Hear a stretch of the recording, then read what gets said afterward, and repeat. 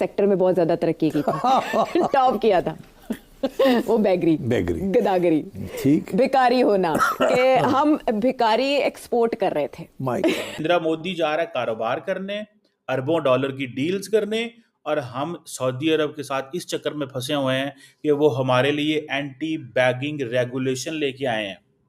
गदागरी, गदागरी, भिकारी, कशकोल, ये पाकिस्तानियों के कमाल हैं। भिखारियों को लेकर दुनिया में एक बार फिर से पाकिस्तान की भारी बेइज्जती हुई है। भिखारियों से परेशान सऊदी ने 4,700 भिखारियों को वापस पाकिस्तान भेज दिया है। सऊदी अरब ने हज और उम्रे के वीजे पर आने वाले पाकिस्तानी भिखारियों की बढ़ती हुई तादाद पर शदीद तशवीश का इजहार किया है।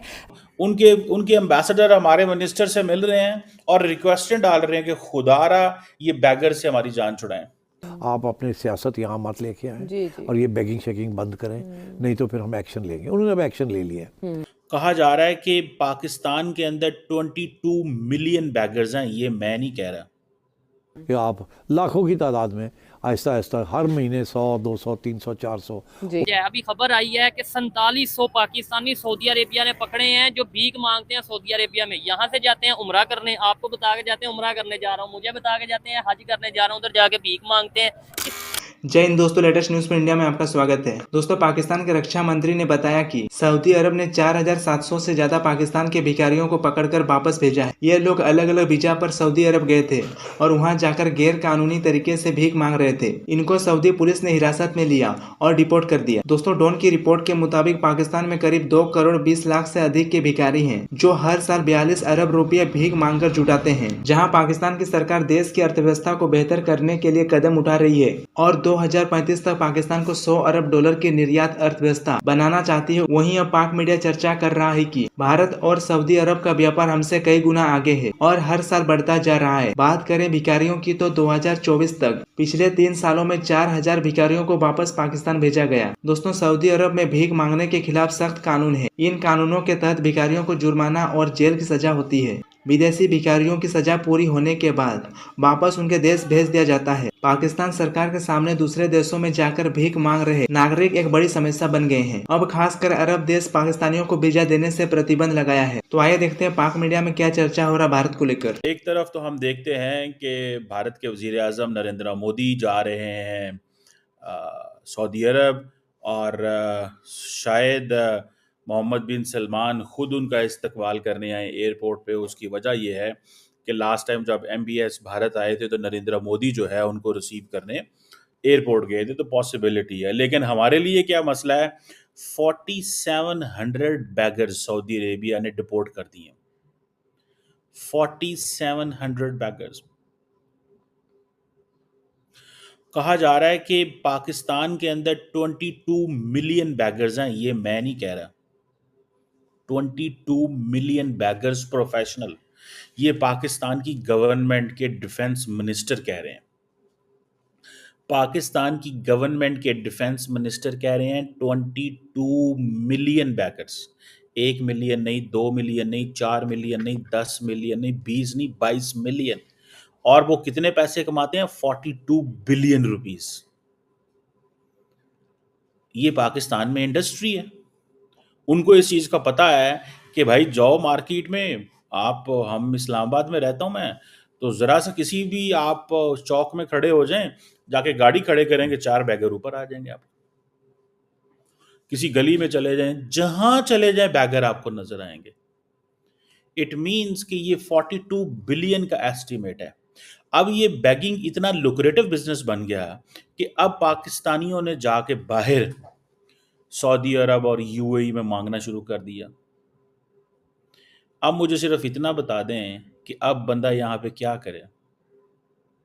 सऊदी अरब ने एक एंटी बैगिंग रेगुलेशन लेके आया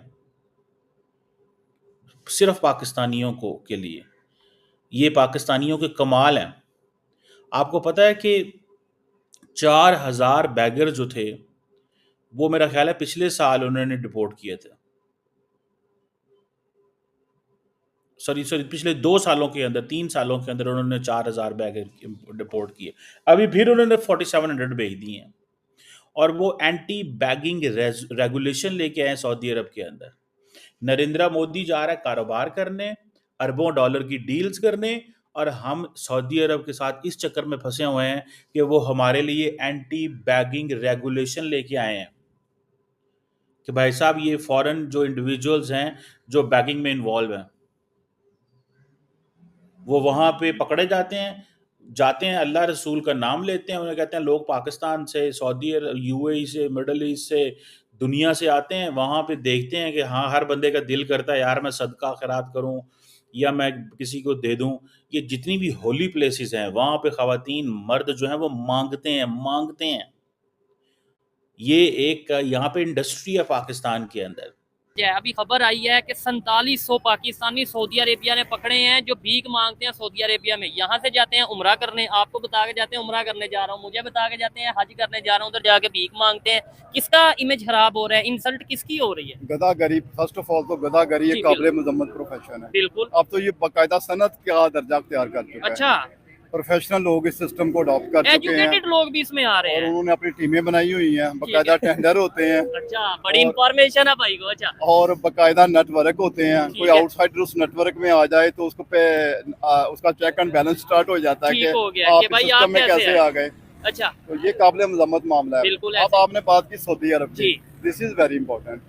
आप देखें जो बंदा सऊदी अरब उम्रे का खर्चा बना के जाता है, अच्छे खासे एक्सपेंडिचर्स हो जाते हैं। ठीक है। बेसिकली फंक्शन तो ये होता है ना, बाहर रियाल की इनकम होगी। जी बिल्कुल। 5-7 लाख रुपया खर्च करके आप उम्रे पे जाएगा जो बंदा, तो वहाँ भी नेटवर्क है इनका एक। अच्छा, पाकिस्तानियों का या इंटरनेशनल कोई नेटवर्क है? पाकिस्तानियों ने अपना बनाया हुआ है। ठीक है। जाहिर है वहाँ होस्ट होते हैं ना इनके, ठीक है, जो गाइडलाइंस देते हैं, रोड मैप बनाते हैं। नहीं, इससे हमारे पासपोर्ट की वैल्यू जो है वो नीचे नहीं गिर जाती, इससे हमारा इमेज नहीं खराब होता।